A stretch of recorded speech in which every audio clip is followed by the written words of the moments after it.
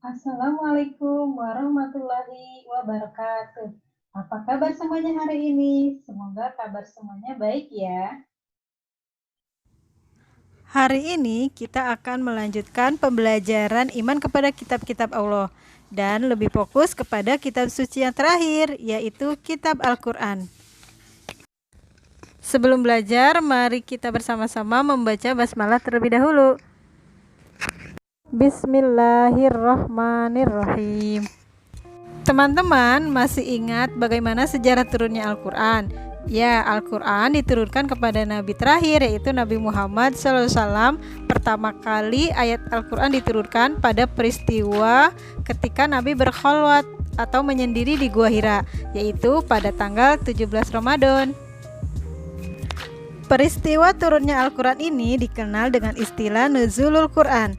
Mungkin di antara kalian ada yang ingat jika bulan Ramadan biasanya banyak yang merayakan peristiwa nuzul Quran di masjid-masjid atau musola tempat kita sholat tarawih, yaitu pada hari ke-17 Ramadan.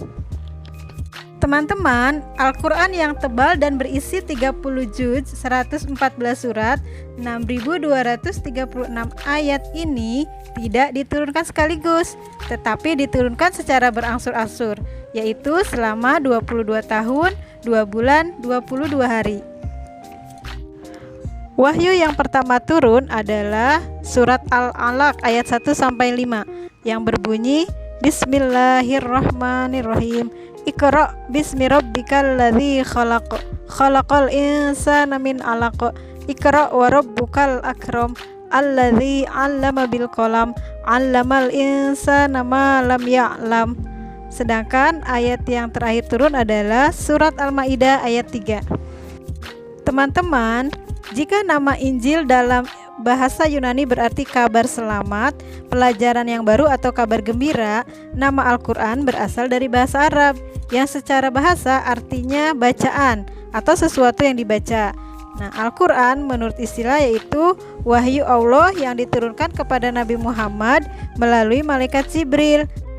Teman-teman, Al-Quran yang Allah turunkan kepada kita adalah untuk dijadikan sebagai pedoman dan pegangan hidup agar kita selamat dalam menjalankan hidup di dunia dan di akhirat.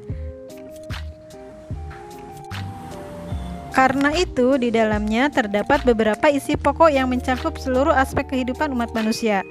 Di antaranya, berisi tentang akidah, yaitu tentang ketuhanan atau ketauhidan, misalnya tentang mengesahkan Allah dan meyakini malaikat-malaikat Allah.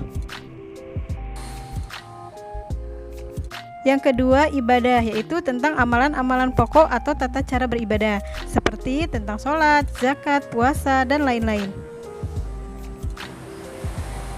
Ketiga, muamalah, yaitu berkaitan dengan tata cara interaksi antara sesama manusia, misalnya tentang perdagangan, sewa-menyewa, hutang-piutang, dan lain-lain.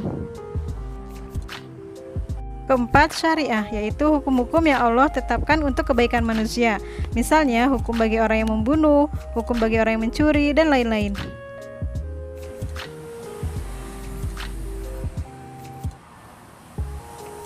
Kelima, kisah-kisah, yaitu tentang kisah para nabi, kisah orang-orang terdahulu, dan kisah peristiwa-peristiwa penting, misalnya kisah Nabi Ibrahim, kisah Jalut dan Talut, dan kisah Perang Badar. 6. Akhlak, yaitu tentang akhlak atau perilaku terpuji yang harus ditiru dan perilaku buruk yang harus dijauhi, misalnya akhlak terhadap anak yatim, akhlak terhadap orang tua, dan lain-lain.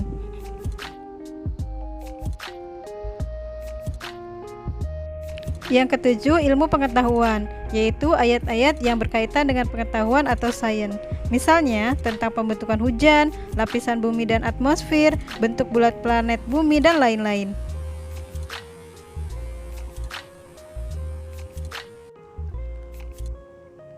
Kedelapan, kabar gembira dan ancaman, yaitu tentang peringatan atau ancaman bagi orang yang melanggar dan berbuat jahat, dan kabar gembira bagi orang yang taat dan berbuat baik.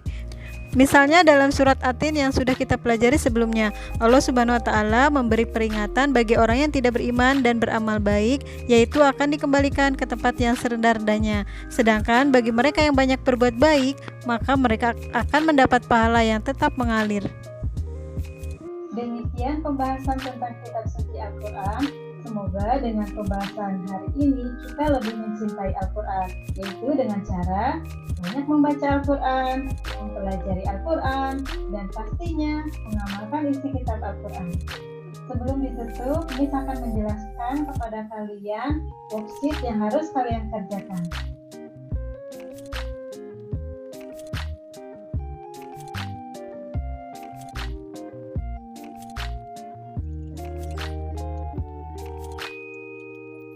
Pertama, pengertian Al-Quran.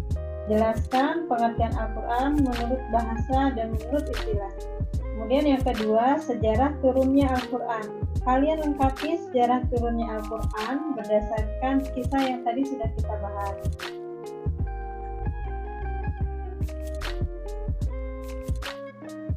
Yang ketiga, isi pokok Al-Quran. Kalian lengkapi jenis isi pokok Al-Quran berdasarkan ayat yang tertera di bawahnya. Contohnya nomor 1 tentang akidah, berdasarkan ayat yang di bawahnya yang menjelaskan tentang keesaan Allah. Mari kita tutup pembelajaran hari ini dengan bersama-sama membaca hamdalah. Alhamdulillahirabbil alamin. Terima kasih. Wassalamualaikum warahmatullahi wabarakatuh.